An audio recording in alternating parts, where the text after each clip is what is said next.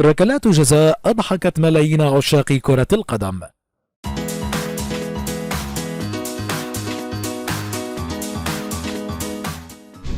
السلام عليكم متابعي قناة هاي سبور الأعزاء.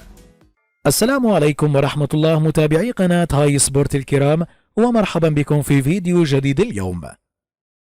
ركلات الجزاء قد ينفذها البعض بطريقة استثنائية وجميلة تجعل له حضورا رائعا داخل الملعب، وهناك من يحاول تقليد لاعبين آخرين قاموا بتنفيذها بطريقة جميلة ولكن فشلوا، ولذا في هذا الفيديو سنشاهد بعضا من ركلات الجزاء التي أضحكت عشاق كرة القدم.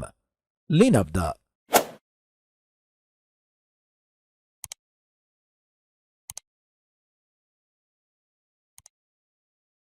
لنتابع هنا في ميران لاعبي برشلونة كيف يدور نيمار بهذا الشكل حول الكرة، ثم ذهب ليقوم بتسديد ركلة الجزاء، فتابعوا كيف تعرقل وسقط بهذا الشكل.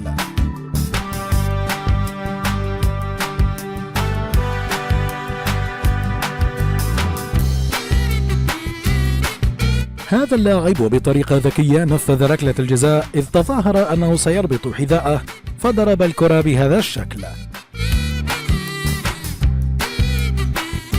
هذا اللاعب نفذ ركلة الجزاء بطريقة غريبة، وهي بأن لف قدمه حول الكرة ثم سددها على يسار حارس المرمى. تابعوا هنا بول بوجبا وكيف يحتاج إلى مسيرة طويلة ليصل إلى الكرة ويقوم بوضعها في الشباك من ركلة جزاء.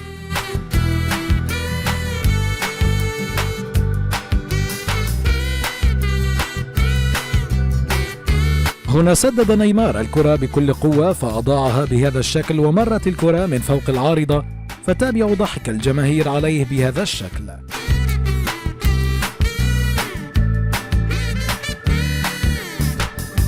بينما يستعد هذا اللاعب لتنفيذ ركلة الجزاء، أتى شخص من الجماهير وقام بتسديدها عنه. تقدم هذا اللاعب لتنفيذ ركلة الجزاء، فتابعوا كيف قام بتسديدها وإضاعتها من فوق العارضة. تقدم لاعب روما أمام جوهارد لينفذ هذه الركلة الترجيحية، فيمكنكم أن تتابعوا كيف يضحكان لبعضهما البعض، وبعد ذلك تقدم لاعب روما ونفذ الركلة ليصدها جوهارد باقتدار. هذا اللاعب نفذ ركلة الجزاء فصدها الحارس، فرجعت إلى زميله الذي سددها محاولا إخراجها فوضعها بالشباك كما تشاهدون. لنتابع كيف تم إعادة هذه الركلة 3 مرات بسبب تقدم حارس المرمى، والذي كان يتقدم عن الخط ويتمكن من تصدي الكرة، فتم إعادة الركلة 3 مرات، وفي النهاية نجح اللاعب بوضعها في الشباك.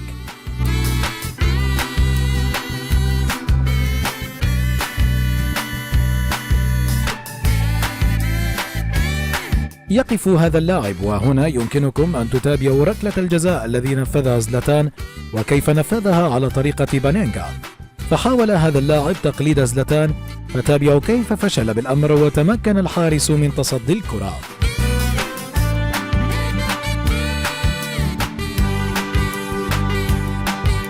تابعوا بيكهام وكيف أضاع هذه الركلة الترجيحية أمام حارس المنتخب البرتغالي.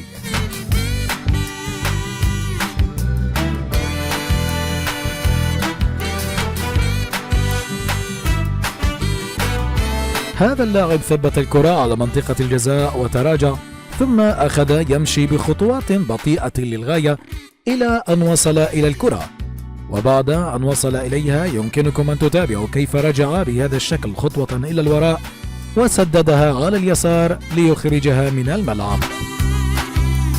حاول لاعب أرسنال تمرير الكرة إلى تيري هنري فلمسها فقط وضاعت الكرة عليه، فتابعوا كيف أدى لاعبو الخصم وقاموا بخطف الكرة، وبهذا الشكل ضاعت ركلة الجزاء. وهنا تيري هنري يضحك على هذا الموقف أثناء هذه المقابلة. هنا سدد محمد صلاح ركلة الجزاء فصدها الحارس، ورجعت إليه الكرة ليضربها برأسه فترتطم الكرة بالعارضة وتذهب بعيدا كما ترون.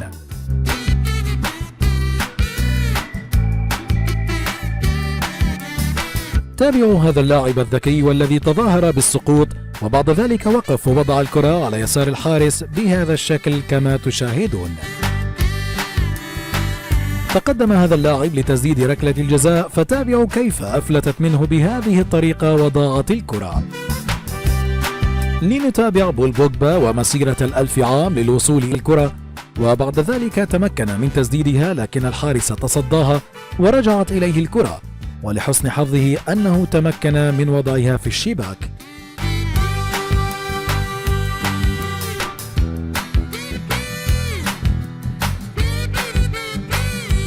تابعوا ليونيل ميسي وطريقة تنفيذه لركلة الجزاء هذه، والتي بسببها تلقى البطاقة الصفراء لأنه أسقط الحارس، بعد ذلك سدد الكرة.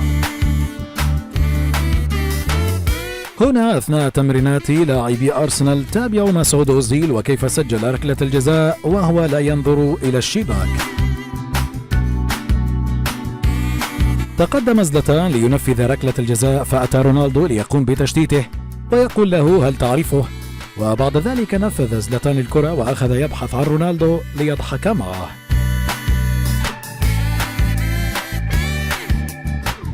تابعوا حارس المرمى هذا وكيف ضاعت ركلة الجزاء الأولى عندما نفذها لاعب توتنهام أمام حارس نورتش سيتي لترتطم الكرة بالعارضة وتذهب بعيدا، ثم ذهب الحارس لمشاهدة القنينة الخاصة به والتي كتب عليها أسماء اللاعبين وأرقامهم والزوايا المفضلة للتسديد، وهنا تابعوا كيف تمكن من تصدي الكرة على يساره، وبعد ذلك كرة أخرى تمكن من تصديها. تابعوا.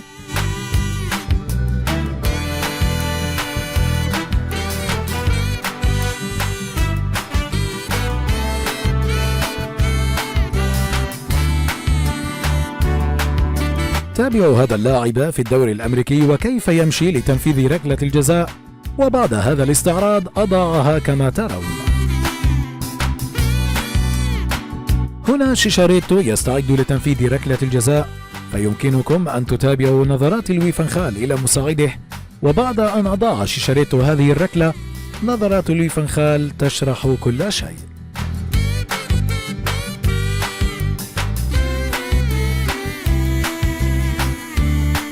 هنا أثناء تدريبات مانشستر سيتي تابعوا كيف نفذ هذا اللاعب ركلة الجزاء بضربها على طريقة رابونا لترتطم بالقائم ثم في وجه دي بروين الذي كان واقفا كحارس مرمى.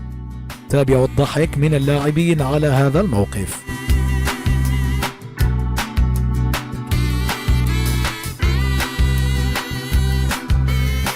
هنا هذا المدرب يعطي التعليمات للاعبين بهذه الطريقة، وبعد ذلك تحصل اللاعبون على ركلة جزاء ونفذها هذا اللاعب، فتابعوا كيف أتى ليقوم بالاحتفال مع زملائه وهو يشرح على طريقة المدرب كما تشاهدون.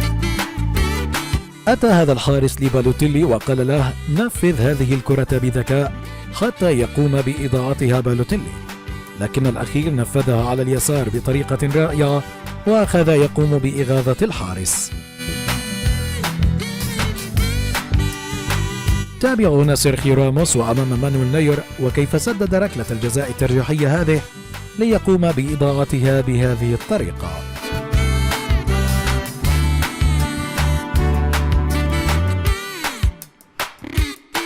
يقف رحيم ستيرلينغ لتنفيذ ركلة الجزاء، وهنا يتخيل أغويرو وكيف نفذها على طريقة لوب مميزة، فقرر أن يقوم بتقليد أغويرو، لكن كرته علت العارضة كما تشاهدون.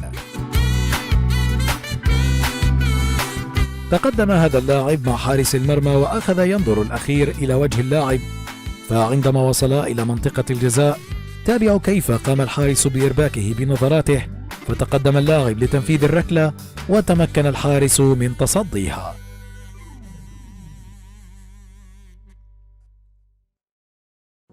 إن أعجبك هذا الفيديو من قناة هاي سبور الإخبارية فلا تنسى الإعجاب والاشتراك في القناة.